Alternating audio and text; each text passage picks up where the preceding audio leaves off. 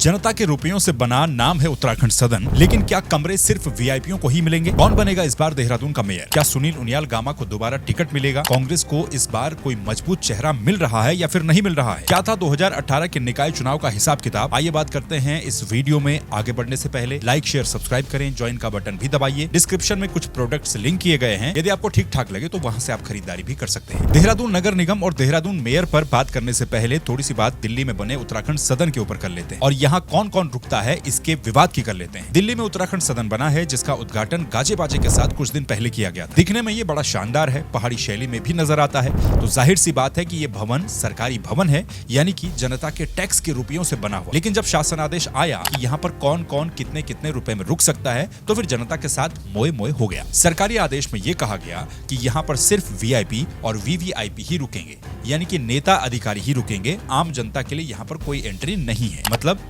बना आम जनता के रुपयों से है और रहेंगे वहां पर वीआईपी। इस पर खूब बवाल सोशल मीडिया पर हुआ, लोगों ने अपने अपने रिएक्शन दिए, तरह तरह की प्रतिक्रियाएं सामने आई। ये कहा गया कि भाई ये क्या बात हुई, नाम उत्तराखंड सदन, बना जनता के पैसों से और यहाँ पर रुकेंगे सिर्फ नेता और अधिकारी। जब इस पर सोशल मीडिया पर खूब हंगामा हुआ तो मुख्यमंत्री ने आदेश दिए कि शासन आदेश को फिर से बनाया जाए, इसमें आम जनता के लिए भी रुकने की ठहरने की व्यवस्था की जाए। जो आदेश पहले आया था उसके हिसाब से यहाँ पर केवल राज्य के राज्यपाल, मुख्यमंत्री, विधानसभा अध्यक्ष, नेता प्रतिपक्ष, हाईकोर्ट के जज, सांसद, विधायक, दायित्वधारी, राज्य मंत्री, एडवोकेट जनरल, राजनीतिक दलों के प्रदेश अध्यक्ष, मेयर, जिला पंचायतों के अध्यक्ष, सचिव, पुलिस के बड़े अधिकारी, 13A यानी कि 13A ग्रेड लेवल या फिर उच्च वेतन के अफसरों के ठहरने की व्यवस्था होगी। जबकि आम आदमी यदि दिल्ली जाए तो फिर अपने रिश्तेदारों को ढूंढे या फिर किसी होटल में जाकर के ठहरे। हालांकि ऐसा नहीं लिखा था, लेकिन यही समझ लीजिए।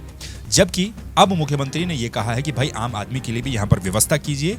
अब यदि आप कभी दिल्ली जाएं किसी काम से तो जरूर बताइएगा कि आपको उत्तराखंड सदन में कमरा मिला या नहीं मिला।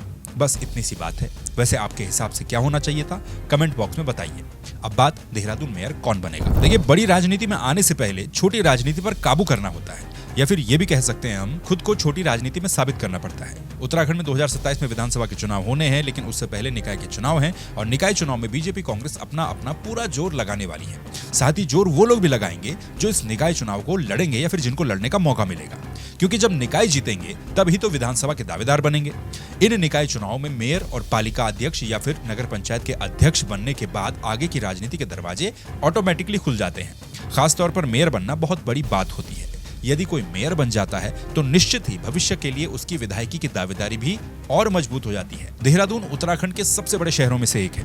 नगर निगम देहरादून सबसे बड़ा नगर निगम भी है, राज्य की राजधानी में भी है, राजनीति का सेंटर ऑफ पावर भी है। इसीलिए पूरे उत्तराखंड में देहरादून मेयर पर सभी की नजरें होती हैं। ऐसा हुआ भी है कि देहरादून का मेयर बनने के बाद राजनीति के सितारे भी बुलंद होने लगते हैं। कांग्रेस की अब दिवंगत हो चुकी हैं मनोरमा डोबरियाल शर्मा और बीजेपी के विनोद चमोली इसके सबसे बड़े उदाहरण भी हैं। विनोद चमोली तो लगातार 2 बार मेयर रहे और तीसरी बार वो विधायक बन गए, फिर दोबारा से चौथी बार विधायक बन गए, मतलब 2 बार विधायक बन गए। इसीलिए कई नेता चाहते हैं कि उन्हें देहरादून का मेयर बनने का मौका मिले। इस बार देहरादून मेयर के लिए कौन कौन दावेदारी कर रहा है?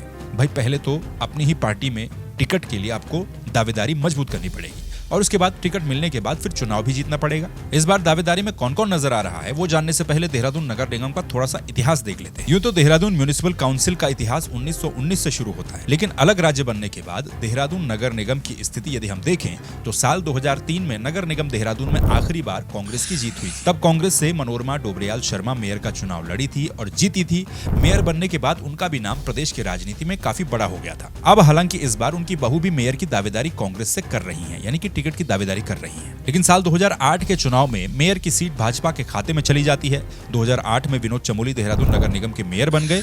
2013 के चुनाव में विनोद चमोली फिर से दोबारा देहरादून नगर निगम का चुनाव जीते और मेयर बन गए, जिसके बाद उनका कद भाजपा के अंदर काफी ज्यादा बड़ा हो गया। विनोद चमोली को तीसरी बार मेयर बनने की आवश्यकता पड़ी ही नहीं। उसके बाद वो सीधे विधायकी का चुनाव लड़े और विधायकी का चुनाव जीत गए। अब 2018 के निकाय चुनाव में भाजपा ने मेयर का टिकट देहरादून में सुनील उनियाल गामा को दे दिया। सुनील उनियाल गामा भी मेयर का चुनाव जीत गए, यानी कि 2008 से लेकर देहरादून का मेयर भाजपा से ही बन रहा है। इसीलिए कांग्रेस के सामने बड़ी चुनौती है कि कैसे वो भाजपा के कब्जे से इस सीट को छुड़ाए। हालांकि ये बात भी सही है कि कांग्रेस के पास ऐसा कोई ठोस चेहरा रहा ही नहीं है जिसे वो चुनाव लड़वाए और वो चुनाव अपने दम पर जीत जाए। इसीलिए पिछले मेयर के चुनाव में कांग्रेस ने दिनेश अग्रवाल को प्रत्याशी बनाया था, जबकि दिनेश अग्रवाल खुद अपना विधानसभा का चुनाव विनोद चमोली से हार गए थे। इस बार भी क्या ऐसी ही स्थिति है? क्या इस बार भी कांग्रेस के पास कोई मजबूत चेहरा नहीं है, या फिर इस बार कांग्रेस मजबूत चेहरे को ढूंढने में कामयाब रहेगी? ये भी कांग्रेस के सामने एक यक्ष प्रश्न है। अब पिछला निकाय चुनाव यानी कि 2018 में पिछला निकाय चुनाव हुआ था, तो 2018 के चुनाव में समीकरण क्या क्या रहे हैं वो भी जानते। साल 2018 के निकाय चुनाव में देहरादून नगर निगम क्षेत्र में 3.5 लाख लोगों ने वोट डाला था, जिसमें बीजेपी के सुनील उनियाल गामा मेयर का चुनाव जीत गए थे।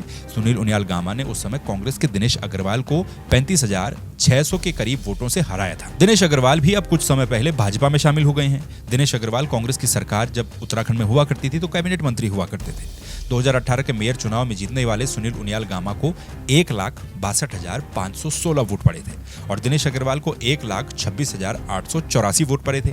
इसी मेयर के चुनाव में तीसरे नंबर पर रहने वाली रजनी रावत को उस समय 28,900 के करीब वोट पड़े थे, जो उस समय आम आदमी पार्टी के टिकट पर चुनाव लड़ रही थी। यहां ध्यान देने वाली बात यह भी है कि इसी चुनाव में 13,900 के करीब जो वोट थे वो इनवैलिड पाए गए, जिनकी काउंटिंग नहीं हुई। कुल 2018 में 11 प्रत्याशी मेयर का चुनाव लड़े थे, जिनकी लिस्ट ये है। आप वीडियो पॉज करके इनके नाम देख सकते हैं।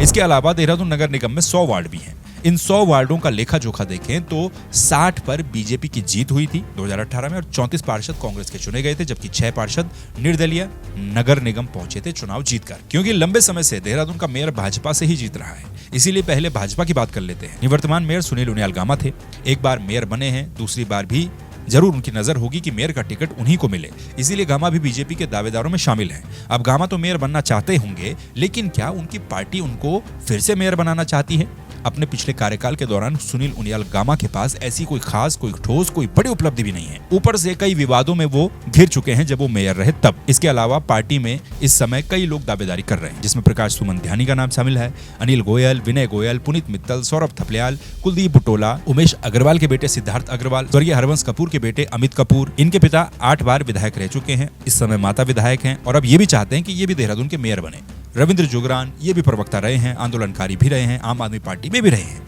नेहा जोशी जो कि कैबिनेट मंत्री गणेश जोशी की बेटी हैं, पृथ्वीराज चौहान, ऐसे ही कई नाम हैं जो कि अभी तक अपनी अपनी दावेदारी पेश कर चुके हैं पार्टी के नेताओं के सामने। अच्छा, इस लिस्ट में हमें नेता पुत्र या फिर पुत्रियां भी ज्यादा नजर आ रही हैं। अब बीजेपी नेपोटिज्म को अपनाएगी या फिर किसी दूसरे को मौका देगी, ये बीजेपी जाने। लेकिन मेयर का टिकट बांटना बीजेपी के लिए इतना आसान भी नहीं है, क्योंकि नेता हो गए हैं बीजेपी में बहुत ज्यादा।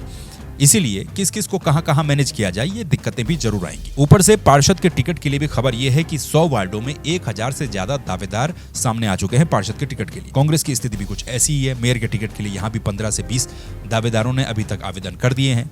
कांग्रेस को चेहरा भी मजबूत चाहिए, जिताऊ कैंडिडेट चाहिए, जिसकी तलाश कांग्रेस कर रही है। इसीलिए पूर्व कैबिनेट मंत्री हीरा सिंह बिष्ट के नाम की चर्चा भी चल रही है। इनके साथ ही सूर्यकांत धस्माना बड़ा नाम है।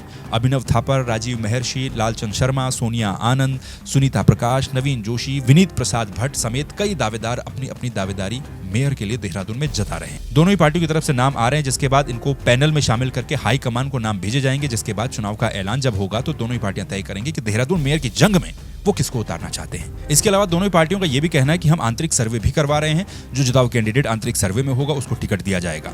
अब ये तो बात सिर्फ एक देहरादून नगर निगम की थी, इसके अलावा 10 और नगर निगम इस बार उत्तराखंड में है। नगर पालिकाएं भी है, नगर पंचायत भी है। 2027 को देखते हुए निकाय चुनाव सेमीफाइनल भी माने जा सकते हैं। अब जैसे जैसे अपडेट आएगी वैसे वैसे उस पर आगे भी बात करते रहेंगे। बाकी आपका क्या कहना है? अगर आप देहरादून नगर निगम क्षेत्र के अंदर रहते हैं या फिर बाहर से जानते हैं देहरादून नगर निगम क्षेत्र को, तो मेयर कौन होना चाहिए कमेंट करके जरूर बताइए। वीडियो को लाइक करें, चैनल को सब्सक्राइब करें। डिस्क्रिप्शन में प्रोडक्ट्स दिए हैं, जरूर जाकर के उनकी खरीदारी भी कर सकते हैं। फिर मुलाकात होगी दूसरे वीडियो में दूसरे टॉपिक के साथ। तब तक के लिए नमस्कार, अपना ख्याल रखिए।